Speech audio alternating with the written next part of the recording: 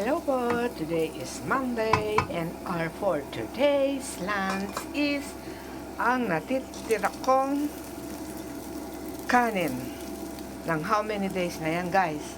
Look, nilagyan ko siya ng isang ano ba yung tawag doon? Kutsaritang suka. Totoo pala, ilang days na siya, hindi siya nasira. Ayan, nilagyan ko siya ng ng bawang at saka yung naghati-hati ako ng cold cuts na ano ba yung tawag doon? Yung palaman sa tinapay. Yan. Halo-haloin na natin. Mga ilang lagyan natin ng pampasarap ni Mama Sol, ang kanyang secret. Lagyan natin ng konting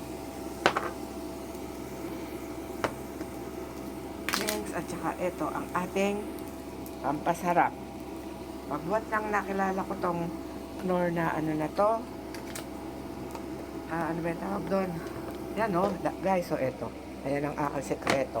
Kahit ano yung luto ko, yan ang nilalagay ko. Isang kalan, base din. Yan, ito ang chemister, ito ang sa akin.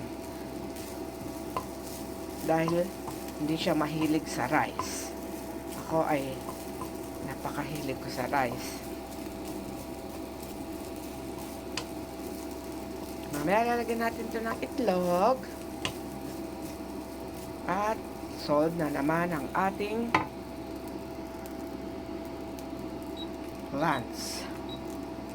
Ninang ko na ang soup para kay Mr.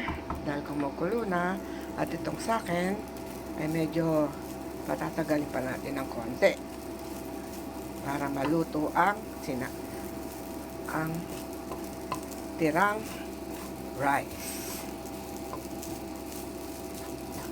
Ito, okay na sa akin to guys eh. Pagka wala akong ulam, tapos may tira akong rice sa rice cooker.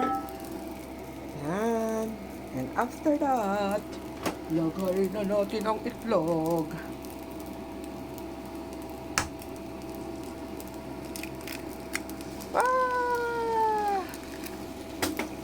At halo-haloin natin. Buti walang natirang ano. Yan. Halo-haloin natin. At masarap to. Ganto lang ako kaano guys. Kasimple sa bahay. Basta rice is life sa akin. So, mga ilang minuto pa. At papatay na natin ang kalan. Fried rice, choking a la Mama Sol.